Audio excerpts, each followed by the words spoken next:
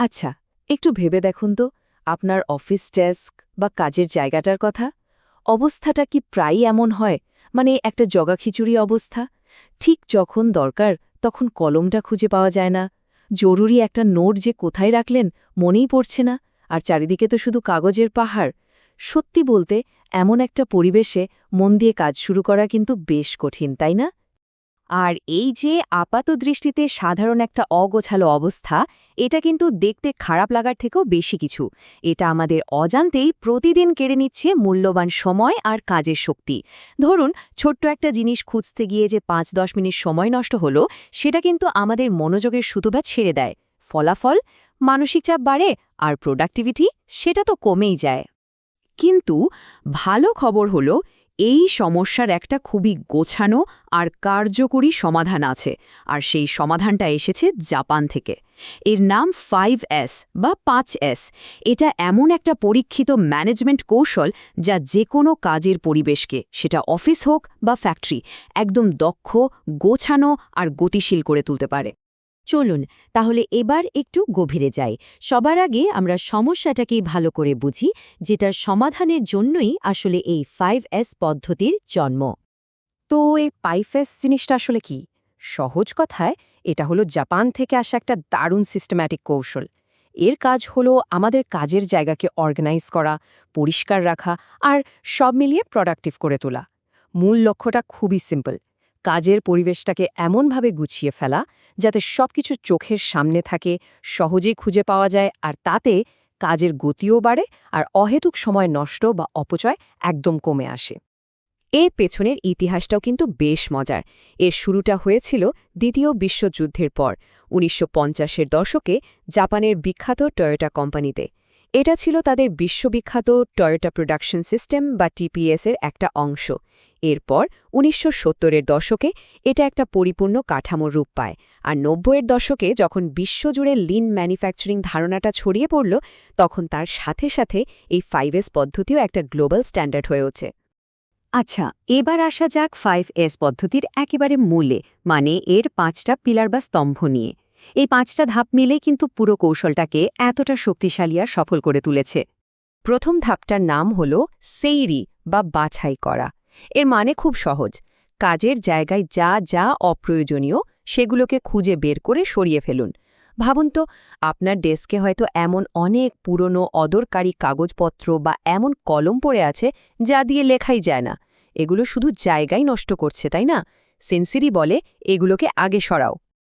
অপ্রয়োজনীয় জিনিস সরে যাবার পর দ্বিতীয় ধাপ হল সেইটন বা সুবিন্যস্তকরণ। মানে যে দরকারি জিনিসগুলো এখন আপনার কাছে আছে সেগুলোর প্রত্যেকটার জন্য একটা নির্দিষ্ট জায়গা ঠিক করা। এর মূল মন্ত্রটাই হল সবকিছুর জন্য একটি জায়গা এবং সবকিছু তার নিজের জায়গায়। যেমন ধরুন, ফাইলগুলো থাকবে নির্দিষ্ট ক্যাবিনেটে আর স্টেশনারি জিনিসগুলো থাকবে ড্রয়ারে। এতে কি হবে? যখন যা দরকার এক মুহূর্ত না ভেবে খুঁজে পাওয়া যাবে। ৩ নম্বর ধাপটা হলো সেইসো বা পরিষ্কার রাখা। এখন এটাকে শুধু ঝাড়া মোছা ভাবলে কিন্তু ভুল হবে। এর আরও গভীর একটা অর্থ আছে।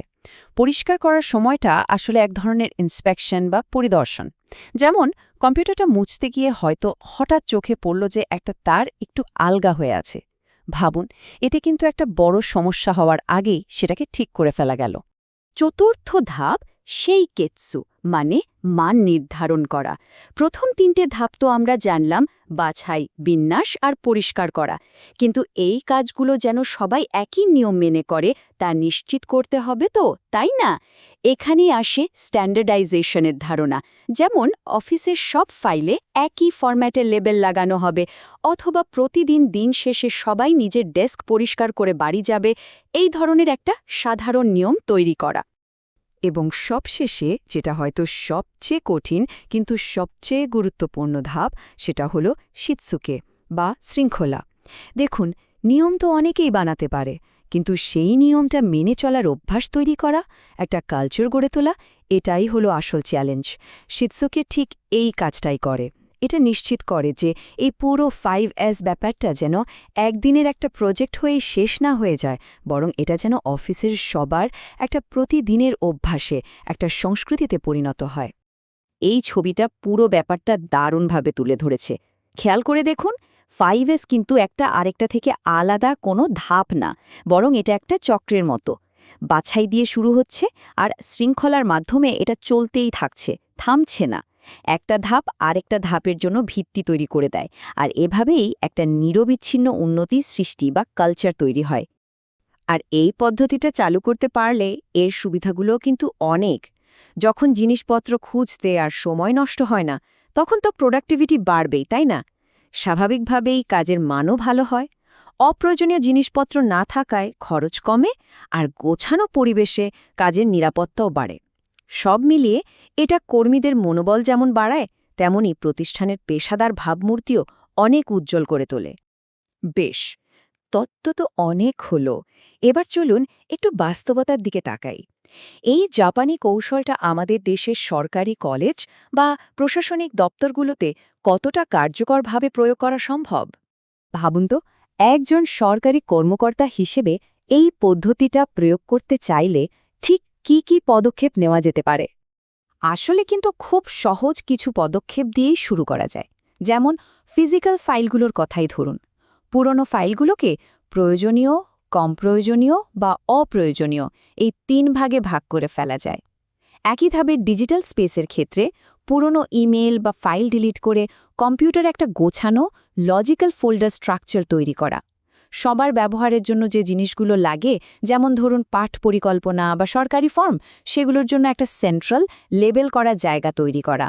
আর সবশেষে ফাইল নামকরণ বা ডিজিটাল স্টোরেজের জন্য একটা সাধারণ নিয়ম বেঁধে দেওয়া, যেটা অফিসের সবাই মেনে চলবে।